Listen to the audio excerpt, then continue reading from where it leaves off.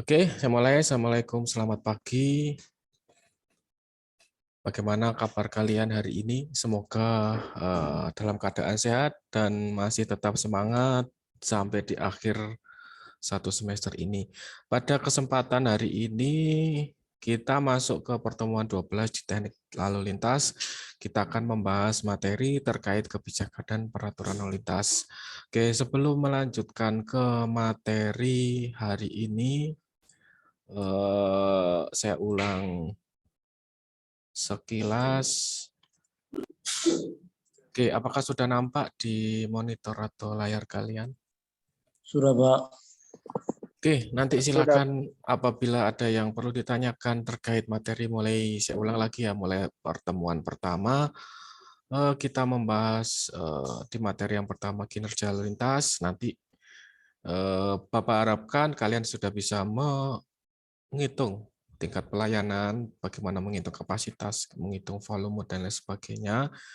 Terkait kinerja lalu lintas, saya ulangi, kemudian rekayasa lalu lintas, kalian nanti diharapkan juga sudah bisa membedakan antara rekayasa lalu lintas dan manajemen lalu lintas, kemudian bagaimana terkait pertemuan keempat, yaitu arus lalu lintas, bagaimana mencari volume, kemudian di pertemuan kelima, mengevaluasi kinerja jalan sesuai dengan MKJI ya. Jadi MKJI ini juga sudah manual kapasitas jalan Indonesia dibagi 2 pertemuan. Ini versi lengkap, silakan dibaca lagi. Kemudian UTS sudah. Kemudian pertemuan hari ini adalah ke-12 ya. Nah, pertemuan ke-12 kita akan membahas kebijakan dan peraturan lalu lintas. Di sebelumnya juga sudah dibahas manajemen lalu lintas. Yang belum menyimak silakan. Penjelasan mungkin sudah ada videonya ya terkait manajemen lalu lintas. Nah, pertemuan hari ini kita membahas kebijakan dan peraturan lalu lintas. Nanti kaitannya isi dari peraturan PP ya, peraturan pemerintah nomor 30 tahun 2021 itu terkait dengan andalain. Nah, ini kalian kan sudah mendapatkan andalain di pertemuan 9, nanti kita bahas satu persatu. Oke. Sampai hari ini, adakah yang perlu ditanyakan lagi? Silahkan, tidak usah malu-malu atau mungkin ada dari pertemuan sampai hari ini, ada yang masih bingung atau yang ingin ditanyakan sebelum Bapak melanjutkan di pertemuan ke-12. Saya beri kesempatan.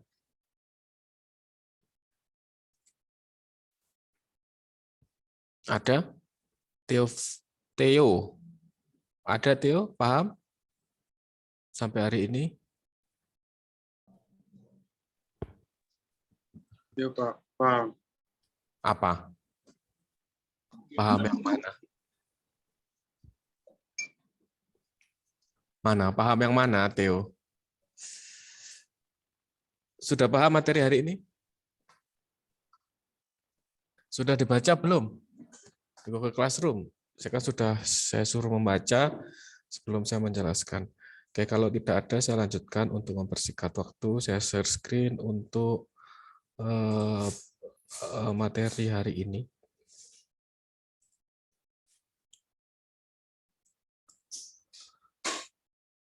Oke, apakah sudah nampak? Sudah, Pak. Oke, suara saya sudah jelas ya? Jelas, Pak. Oke, hari ini kita akan membahas materi terkait kebijakan dan peraturan lalu lintas. Kenapa sih perlunya kita mempelajari kebijakan dan peraturan? Karena ketika kita merencanakan atau membuat suatu kegiatan atau proyek, maka kita perlu adanya payung hukum. Dan payung hukum itu adanya di kebijakan dan peraturan lalu lintas. Karena ketika kita merencanakan sesuatu, kalau melenceng dari aturan yang berlaku, maka akan terkena sanksi seperti itu. Jadi adanya pedoman atau payung hukum, yaitu yang terkait bisa dari undang-undang sampai ke peraturan daerah, ataupun dari kebijakan di masing-masing kota atau kabupaten. Hal ini tentunya terkait dengan kebijakan transportasi dan lalu lintas, karena pada dasarnya untuk teknik lalu lintas kita banyak membicarakan terkait lalu lintas, terutama transportasi yang ada di darat. Walaupun tidak menutup kemungkinan bahwasanya kalian juga harus tahu juga terkait transportasi selain darat, misalnya laut ataupun udara. Tapi bahasan untuk teknik lintas yang Bapak ajar dari awal sampai akhir itu terkait transportasi yang ada di darat. Utamanya bagaimana sistem, kalau kalian sudah belajar di sistem transportasi, maka banyak berbicara sistem transportasi yang berada di daerah perkotaan. Kenapa kita membahas di daerah perkotaan? Karena di situ memang notabene banyak sekali permasalahan yang memang harus bisa diselesaikan dengan analisis-analisis atau kebijakan yang berlaku. Oke, kalau di sebelumnya kalian sudah tahu ini terkait untuk sebagai pengetahuan bahwa terkait urutan perundangan dari urutan pertama dari undang-undang. Jadi undang-undang itu merupakan aturan tertinggi yang harus dipenuhi. Jadi dari undang-undang sampai ketetapan MPR ada Undang-Undang Dasar ya ini, ada undang-undang atau peraturan pengganti undang-undang, ada peraturan pemerintah, peraturan presiden, peraturan daerah provinsi sampai kabupaten atau kota. Nah ini urutannya. Nah ketika berbicara dari undang-undang kita ke bawah itu biasanya pendetailan. Jadi kalau ini kita membahas yang biasa kita gunakan adalah Undang-Undang Nomor 22 Tahun 2009. Ini masih digunakan terkait lalu lintas dan angkutan jalan. Maka lebih detailnya kita di peraturan pemerintah. Di sini ada PP, peraturan pemerintah. Nah, lebih detail, lebih teknis, kita akan membahas penyelenggaraan di bidang lalu lintas dan angkutan jalan. Nah, di sini pendetailan terkait peraturan pemerintah ini pembahasannya kalau kalian sudah membaca, kita banyak membahas terkait analisis dampak lalu lintas atau andalalin. Nah, andalalin itu sudah dibahas ya di pertemuan 9 tadi, bahwa ada di sini bagaimana teknisnya di sini, mana aja kriteria atau kegiatan yang harus menggunakan atau harus terkena andalalin. Nah, di sini ini lebih teknis. Nah, ketika sudah ada peraturan pemerintah nomor 30 yang terbaru tahun 2001, maka peraturan pemerintah yang lain itu tidak digunakan lagi. Misalnya peraturan pemerintah di tahun 2011 ini terkait manajemen dan rekayasa analisis dampak serta manajemen kebutuhan. 2012 kendaraan. Nah, ini semua sudah di-updating. Jadi yang digunakan saat ini adalah yang terbaru ini. Nanti kita breakdown satu persatu. Kemudian saya lanjutkan, kalau kita melihat di struktur organisasi Direktorat Lalu Lintas Perhubungan Darat, bahwa di sini ada beberapa bidang atau subbidang yang mana masing-masing bidang itu sesuai dengan job desk, sesuai dengan temanya tersendiri. Di sini misalnya terkait kalau kita membahas andalalin, bahwa di sini yang warna merah ini. Nah, ini ada bagian atau ini istilahnya namanya ada perbagian, ada kasubdit, ada lain sampai dengan pengawasan. Ini untuk struktur organisasinya supaya kalian tahu aja.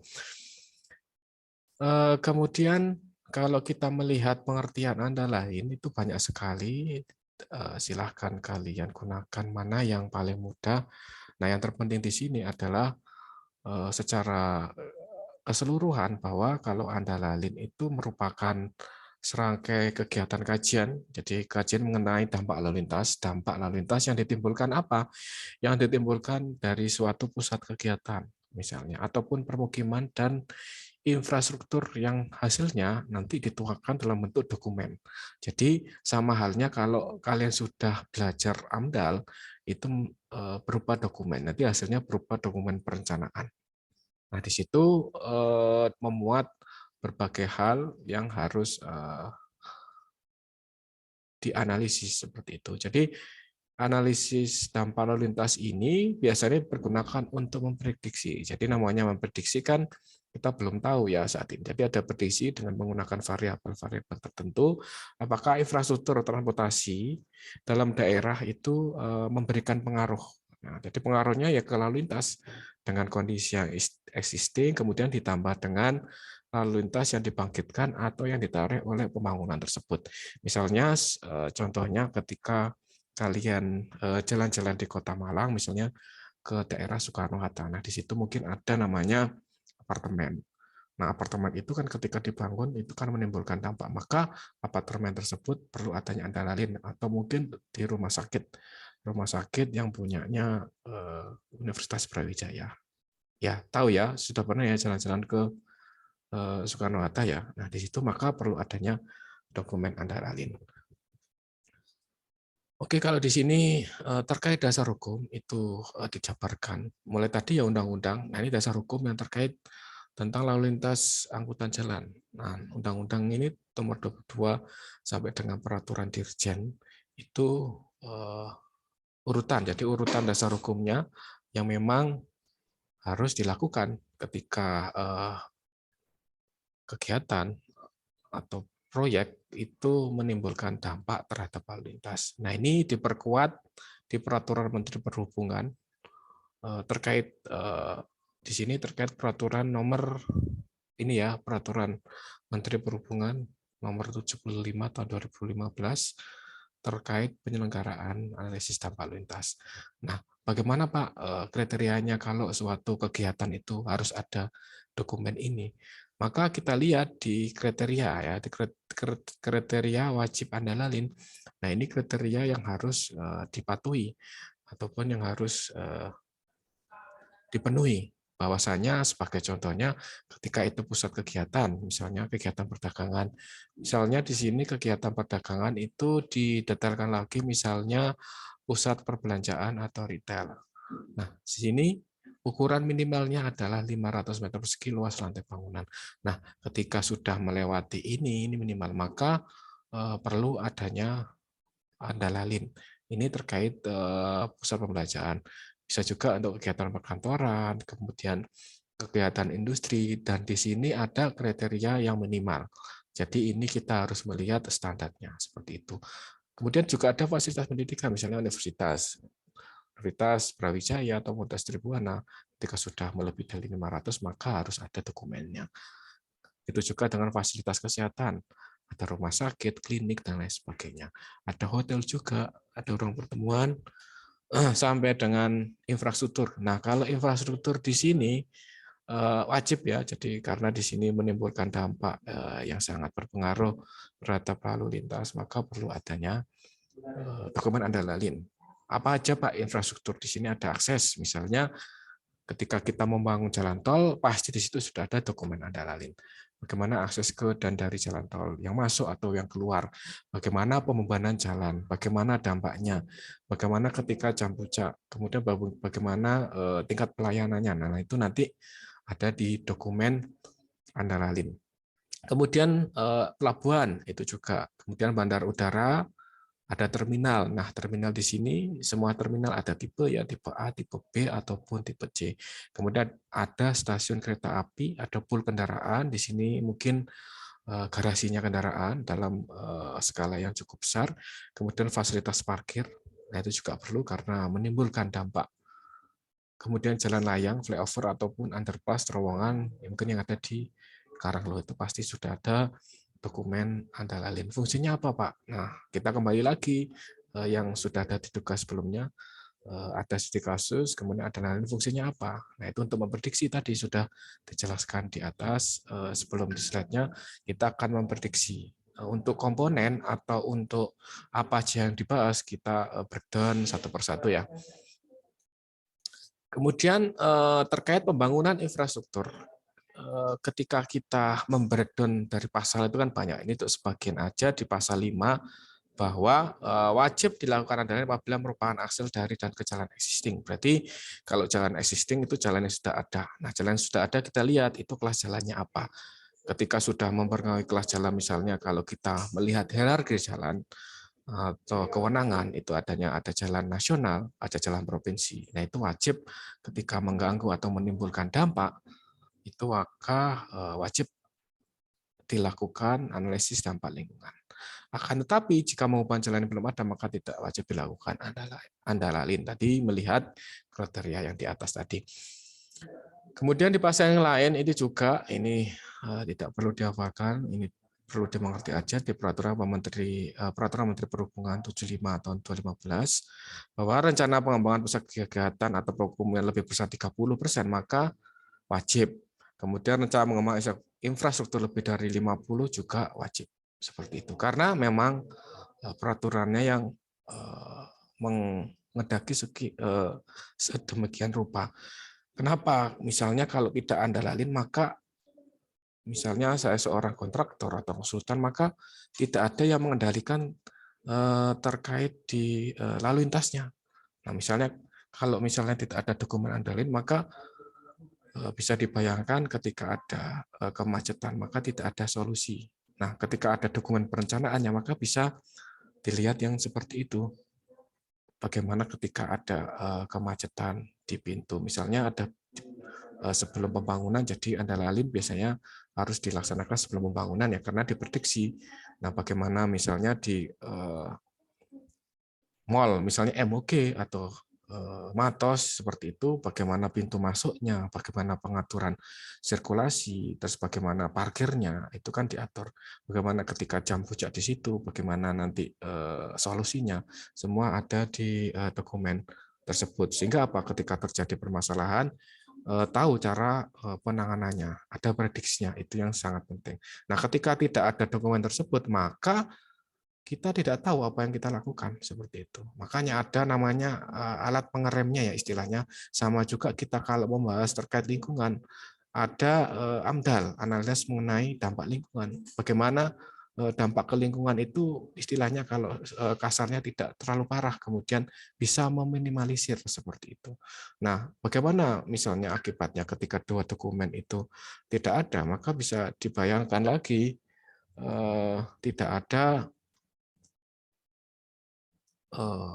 istilahnya pengeremnya hingga lingkungan rusak, lalu lintas semerawut seperti itu. Itu secara gambaran secara umum. Oke, sampai sini mungkin ada yang tanyakan sebelum saya lanjutkan.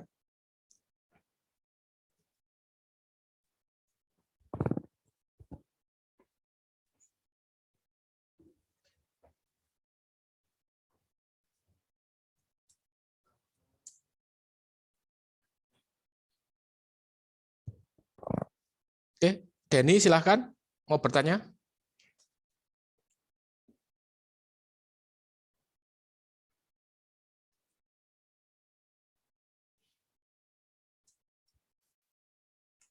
Silahkan, yang lainnya juga. Sebelum saya lanjutkan, nggak usah isin-isin ya.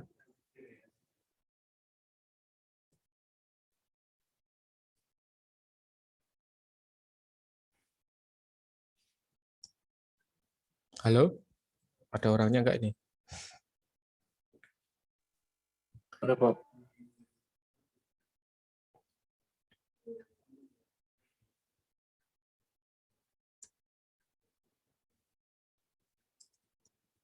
Saya lanjutkan aja ya. Baik Pak. Oke, saya lanjutkan. Di sini kita membahas peraturan Menteri Perhubungan ya.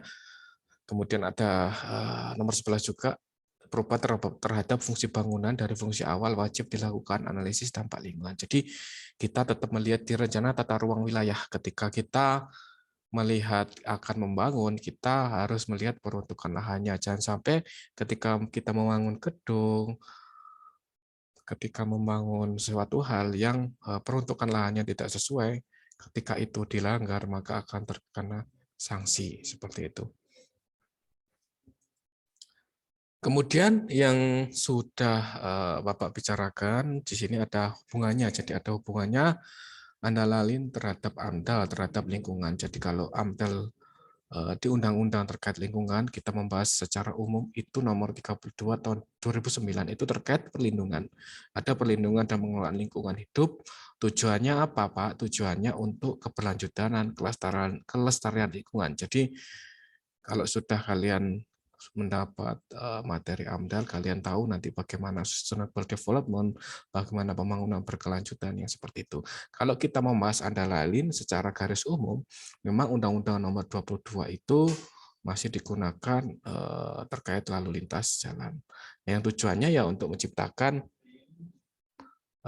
lalu lintas yang aman, keselamatan, tertib dan lancar karena ada aturan aja banyak yang dilanggar, apalagi tidak ada aturan. Nah, itu bisa kalian bayangkan. Kemudian keterkaitan atau hubungannya bagaimana, Pak? Hubungannya kalau digambarkan secara diagram, kalau kalian sudah mendapatkan ya mungkin di jenjang pendidikan sebelumnya sudah pernah melihat diagram yang seperti ini atau perpotongan. Nah, ini namanya mungkin diagram Venn ya, jadi perpotongan. Di sini ketika pembangunan atau pengembangan apapun yang pengaruhnya terhadap lalu lintas atau pengaruhnya terhadap lingkungan, maka ketika misalnya yang warna hijau ini masuk kriteria AMDAL, maka ya wajib AMDAL. Apa Pak kriteria yang tadi yang di atas? Maka perlu wajib AMDAL.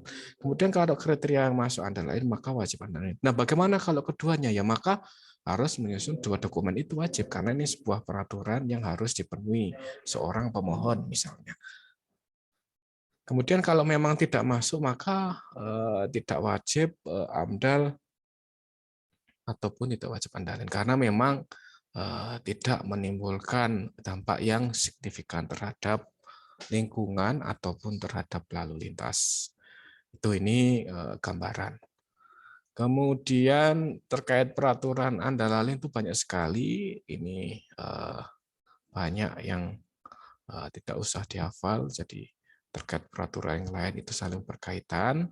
Ada undang-undang tentang jalan. Jadi kalau membahas jalan secara umum ada sendiri 38 tahun 2004. Kemudian membahas terkait rambu lalu lintas itu ada di peraturan Menteri Perhubungan. Jadi ketika kalian nanti misalnya mengambil proposal atau skripsi yang terkait lalu lintas, kemudian di situ perlu adanya penambahan rambu atau perlu adanya evaluasi tentang terkait rambu lalu lintas atau tentang marka jalan, itu ada aturan tersendiri. Misalnya sebagai contoh ketika kalian itu melewati daerah misalnya pendidikan, misalnya di situ ada SD, SMP, ataupun TK. Di situ pasti ada rambu hati-hati, maksudnya kurangi kecepatan. Nah, itu terkait peletakan rambu itu ada aturannya sendiri, berapa meter dari TKP. Nah, itu ada di peraturan ini. Nah, ini perlu dibaca ya untuk sebagai bahan literatur. Kemudian di sini yang terpenting itu bagaimana sih prosedurnya ketika dokumen itu sudah dilaksanakan dan diterima. Jadi diterima bahwa dokumen andalaling itu syah diterima. Nah, di sini ada istilahnya SOP atau prosedurnya bagaimana pemohon itu ingin dokumen tersebut sudah diproses ataupun disetujui. Nah, kalau melihat di sini ada alur, namanya alur, ada arak panah, itu adalah alur di mana yang di sebelah kiri itu adalah pemohon. Jadi pemohon itu menyampaikan surat persetujuan hasil andalaling, kemudian pengajuan perbaikan. Nah, pengajuannya hasil ini diajukan ke pejabat. Misalnya pejabat di sini terkait, misal di Kota Malang yang mungkin pejabatnya itu terkait wali kotanya, seperti itu. Kemudian dari pejabat pemberi persetujuan itu disampaikan ke tim evaluasi. Jadi ada yang mengevaluasi apakah dokumen Bapak atau dokumen Anda yang sudah dibuat itu bisa diterima, dievaluasi. Mana aja yang kurang, kemudian mana aja yang perlu ditambah. Kemudian jika tidak diterima, maka dikembalikan ya. Kemudian sama halnya ketika menyusun proposal skripsi, kalau tidak sesuai maka perlu direvisi, dikembalikan. Kalau iya, kalau diterima, maka berarti persyaratan dan kelengkapan dokumen itu sudah sesuai. Maka mereka pemohon membayar biaya, ada biaya khusus. Nah, setelah itu dibahas, namanya ada di forum group discussion. Ada rapatnya. Nah, rapat di situ melibatkan semua pihak karena memang dampaknya itu kan ke lalu lintas, misalnya ada dinas perhubungan, kemudian ada konsultannya ya yang nyusun, nanti yang presentasi, kemudian ada wakil dari provinsi, semua di situ. Kalau sudah setuju maka pemohon menyampaikan surat di sini ya, pernyataan kesanggupan melaksanakan kewajiban. Jadi di dokumen itu memang harus ada kewajiban yang dilakukan pemohon, misalnya dari contoh ya, ketika hotel luasannya itu sekian, nanti kalian bisa dijadikan bahan ya. Ketika hotel luasan sekian, maka perlu berapa untuk tempat parkir. Nah, itu yang harus disediakan untuk parkirnya dari pengunjung. Berapa jam puncak pengunjung? Misalnya satu kamar, satu kendaraan. Nah, itu dikalikan ada berapa lantai. Nah, itu harus disediakan. Ini terkait parkirnya. Kemudian dampaknya lain juga harus ada di dokumen tersebut. Nanti ada hal-hal yang memang harus dipenuhi, hal-hal konten apa yang harus dipenuhi dalam dokumen tersebut. Kemudian setelah ya, ini ya berarti tim evaluasi mengajukan draft surat persetujuan kepada pejabat persetujuan. Ini mengajukan draft persetujuan, nanti setelah itu kembali ke atas, diberi persetujuan, dan oke, sudah. Nah, ini salah satu prosedurnya. Kemudian ini didetailkan dalam suatu kegiatan. Nah, ini kegiatan ini banyak sekali memang kegiatan andalalin itu memang dari awal sama dengan AMDAL, bahwasanya AMDAL juga harus sesuai aturan atau prosedur dari awal sampai akhir. Nah, di sini di breakdown mulai kegiatan. Kalau tadi ini adalah SOP alurnya, di sini di breakdown di dalam tabel, bahwasanya ada yang sebelah kiri ini adalah kegiatan yang harus dipenuhi. Kemudian pelaksanaannya, mulai dari dirjen, ada direktur, ada tim evaluasi, ada sekretaris dirjen, ada bagian hukum karena berhubungan dengan hukum, ada pemohon, ada kelengkapan, ada waktunya, nih waktu yang harus dilakukan, ada maksimal ya, penilaian itu ada maksimal 7 hari. Kemudian ada outputnya seperti apa, kalau perlu keterangan apa yang harus dipenuhi, apa yang harus dilakukan, ada keterangan tambahan. Nah, ini kegiatan sampai dengan poin 18. Silakan nanti bisa dibaca. Kemudian di sini adalah dokumen analisis, ini tuh data aja, data dari seluruh provinsi di Indonesia, bahwa saja datanya mungkin ini perlu diupdate lagi. Nanti kalau ada updatean sampai tahun terakhir 2021, ini data yang dapatkan sampai 2017 saja,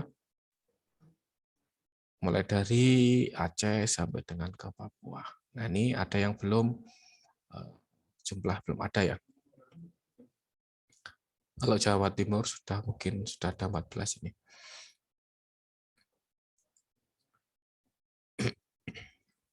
Kalau yang ini di poin slide ini lebih biasanya dari surat edaran itu lebih ke teknis.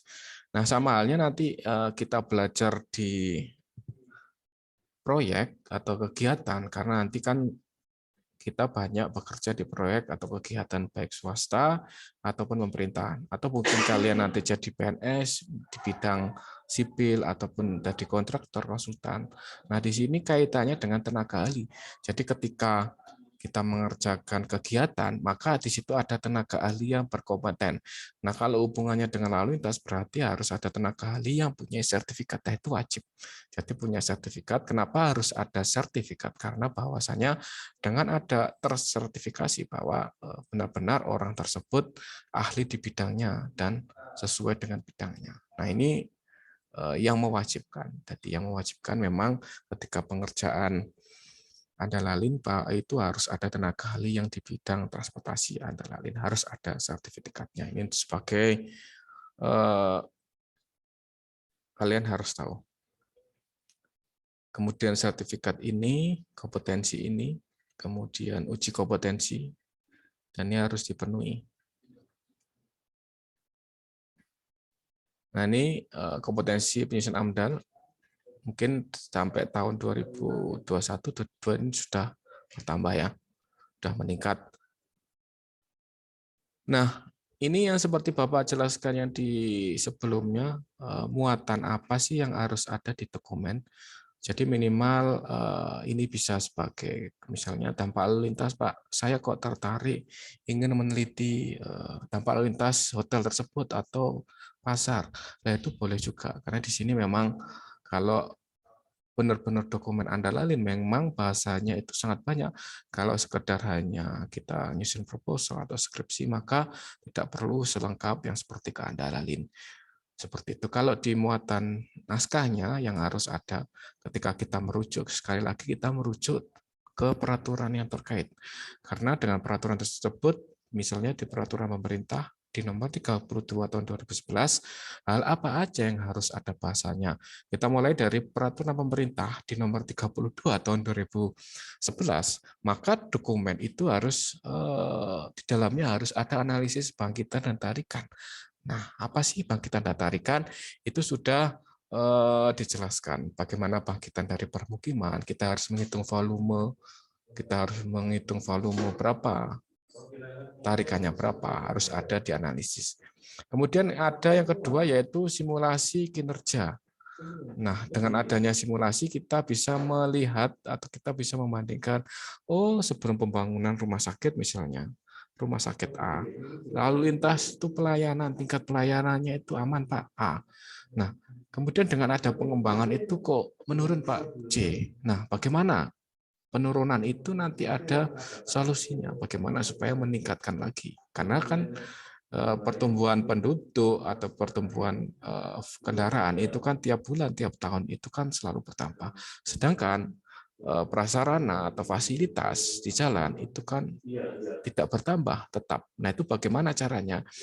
Nanti mungkin ada, kita kembali lagi kaitannya bagaimana manajemen lalu lintasnya, bagaimana rekayasa lalu lintasnya. Nah, di situ di poin ini yang harus ada bahasanya di seperti itu.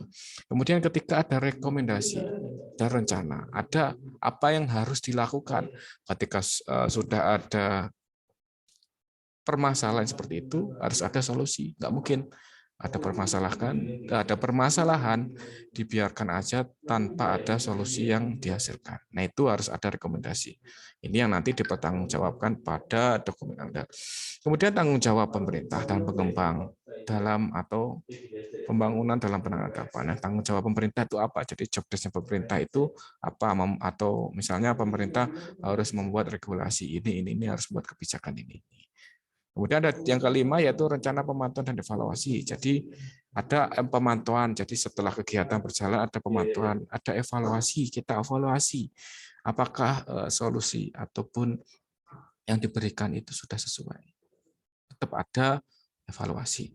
Kemudian yang keenam ada gambaran umum lokasi yang akan dibangun atau dikembangkan. Nah, ini biasanya dispasialkan, digambarkan, misalnya rumah sakit dibangun di area berapa hektar, kemudian apa aja tipe rumah sakitnya, kelas A, B, atau kelas C. Itu harus secara gamblang dijelaskan dalam dokumen Anda lalin. Nah, kalau kita merujuk di sebelah kanan ya, di Permen Peraturan Menteri Hubungan, itu lebih detail. Yang sebelah ini kan sudah ada di P32. Jadi tambahannya mungkin di sini adalah metodologi, sama halnya kalian menyusun proposal ataupun skripsi, ada metodologi. Nah, metodologi digunakan apa? Caranya untuk mengatasi itu seperti apa? Ada di metodologi, harus dijelaskan juga. Kemudian analisis kondisi lingkungan dan angkutan jalan saat ini, kondisi lalu lintas. Nah, ini analisis kondisi existing harus digambarkan, misalnya di Kota Malang saat ini, misalnya dengan adanya tol, kemudian ada pembangunan ini, bagaimana ini gambaran umum saat ini, kemudian titik kemacetan di mana, kemudian kita menganalisis persimpangan bersinyal, persimpangan tidak bersinyal. Nah, itu semua digambarkan di poin 2. Kemudian bangkitan tarikan yang sudah tadi, Kemudian analisis distribusi perjalanan. Di mana saja sih perjalanan seseorang itu? Apakah hanya lokal ataupun luar kota? Kemudian analisis pemilihan moda, jadi transportasi orang itu atau masyarakat atau penduduk itu biasanya menggunakan moda transportasi itu apa? Apakah mobil pribadi ataupun angkutan umum? Kemudian ada analisis pembebanan perjalanan. Nah, pembebanan perjalanan ini terkait misalnya berapa volume yang dihasilkan dari bangkitan, misalnya suatu hotel itu menuju hotel A, hotel B, itu kan nanti menjadi pembebanan ke jalan tersebut. Nah, berapa volume yang dihasilkan, yang nanti pada akhirnya itu ketemu tingkat pelayanan, karena kita mengikuti tingkat pelayanan, TS adalah volume dibagi kapasitas. Kemudian tadi sudah ada simulasi, rekom, kemudian tanggung jawab pemerintah, pemantauan dan lokasi ini sama halnya ini. Jadi ini lebih lengkap, yang harus ada, minimal harus ada, yang wajib ada di dokumen Andalalin. Oke, sampai sini ya, sampai sini dulu. Apakah ada pertanyaan? Silakan.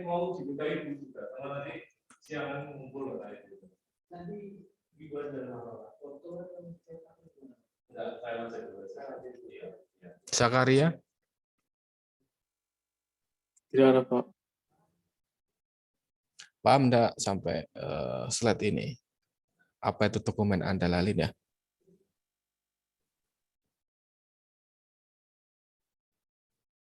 Paham enggak kira-kira? Paham, Pak. Nah, untuk contoh dokumen nanti coba Bapak share di Google Classroom ya. Oh, yang seperti ini Pak dokumennya. Yang memang kita harus belajar. Nanti siapa tahu kalian suruh menyusun Andalalin di kota kalian. Nah, kalian kan tahu. Jadinya tahu. Oh, seperti ini Pak tahap penyusunannya. Minimal tahu. Jadi jangan sampai tidak tahu. Seorang teknik sipil itu juga harus dibaca lagi literaturnya. Jadi tidak hanya yang Bapak jelaskan, karena hanya 30% ini, yang lainnya bisa dieksplor sendiri, bisa untuk belajar mandiri. Dan ketika mungkin kalian baca literatur dan mana yang tidak dimengerti, tetap saya beri kesempatan untuk bertanya. Oke, sampai sini. Mungkin sampai sini dulu. Kalau saya lanjutkan mungkin ada 70 slide ya, nanti silakan dibaca sendiri. Ini terkait secara umum atau secara makro apa itu dokumen Andalalin dan bagaimana cara pelaksanaannya. Nanti yang ini bisa dibaca di Google Classroom ya. Kita lanjutkan di pertemuan mendatang. Oke, sampai sini paham ya? Ya, Pak.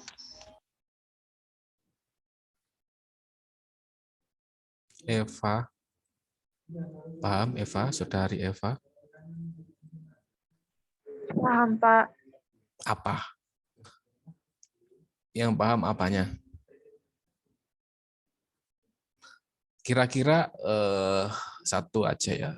Satu mahasiswa ada yang bisa menyimpulkan untuk pertemuan hari ini dalam sebuah paragraf apa yang telah kita pelajari hari ini. Silakan Eva, mungkin bisa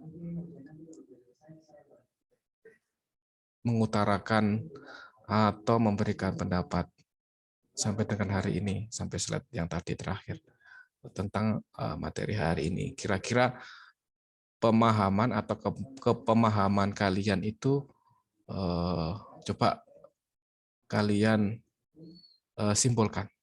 Silakan Eva.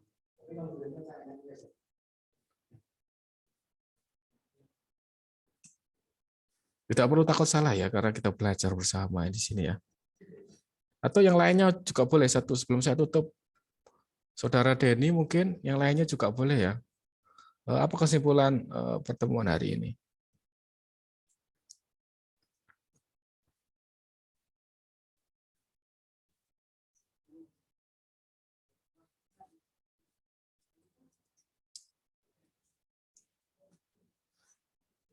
Oke, silakan. Mungkin saya, Pak. Mus Mulyadi, oke. Sebelum ditutup, silakan disimpulkan mungkin. Oke, Pak. Dari saya sedikit, Pak. Jadi, kesimpulan yang dipelajari hari ini, Pak. Sebelum diadakan pembangunan suatu bangunan atau suatu jalan, itu harus adanya dokumen AMDAL dan Andalalin, Pak. Karena itu akan menjadi simulasi dan perkiraan nanti untuk menghadapi masalah yang akan datang. Jadi perkiraan, Pak. Oke, gitu ya. Yang lainnya Dengan sama. dengan membahas peraturan-peraturan yang berkaitan dengan AMDAL sama Andalalin, Pak. Dengan itu dan belajar bagaimana untuk mengajukan jika seseorang itu pemohon untuk melakukan pembangunan, maka dia harus mengurus AMDAL dan Andalalin, Pak, untuk ke depannya, Pak. Oke. Mungkin dari itu dari saya, Pak. Terima kasih. Yang lain setuju ya, atau mungkin ada tambahan? Jadi tadi juga ya, jadi kalian harus tahu minimal bahasan apa nanti yang ada di dokumen tersebut, apa yang harus dibahas, apa yang harus dicantumkan, seperti itu. Oke, terima kasih Saudara Mulia.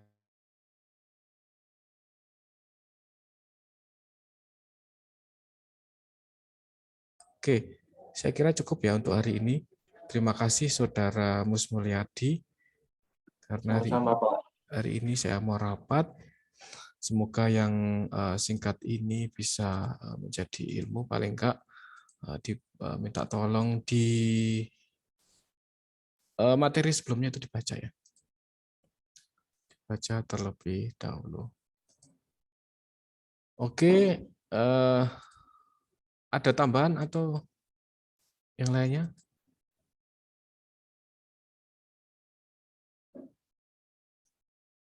Cukup? Kalau tidak ada, ada? Ada, Pak. Oke, silakan.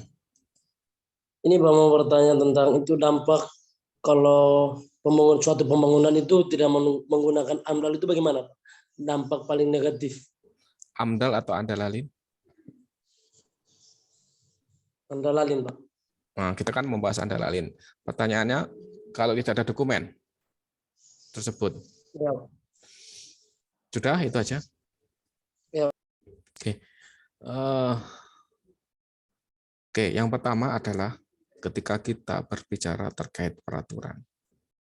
Misalnya contoh aja, ketika kalian itu tidak menaati peraturan yang diberikan Bapak Ibu dosen, apa akibatnya? Kalian kan tidak boleh ikut kuliah. Nah, seperti itu. Sama halnya ketika kita berbicara hukum, ketika tidak ada dokumen. Nah, ketika tidak ada dokumen, kemudian ada tim evaluasi, itu memeriksa, maka apa yang terjadi akan terkena sanksi. Bisa misalnya itu kegiatan itu akan dihentikan. Karena kita berbicara ke ranah hukum, maka ketika kita berbicara payung hukum, maka harus dipenuhi. Itu yang paling terpenting. Dan yang kedua adalah ketika tidak ada perencanaan itu, maka yang terjadi ketika dalam keadaan buruk, misalnya itu terjadi kemacetan dan lain sebagainya, itu tidak ada dasar yang harus dilakukan, tidak ada apa sih yang harus dilakukan, perencanaan apa. Nah, seperti itu. Kalau ada dokumennya kan ada kita pedoman, ada perencanaannya di situ.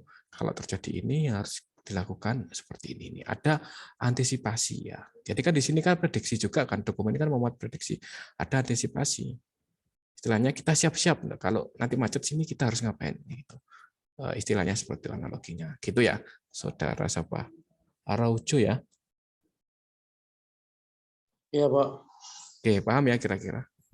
Seperti itu. Paham, Pak. Oke, yang lain?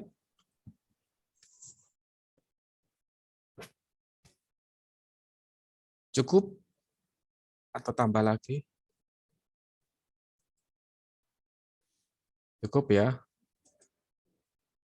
Oke, terima kasih atas partisipasi yang mengikuti Zoom ini. Semoga sedikit ilmu bisa menjadi pengetahuan untuk kalian dan menjadi ilmu yang bermanfaat. Terima kasih atas kehadirannya pada Zoom pada pagi hari ini. Selamat pagi, tetap semangat. Selamat pagi, Pak. Terima kasih, Pak.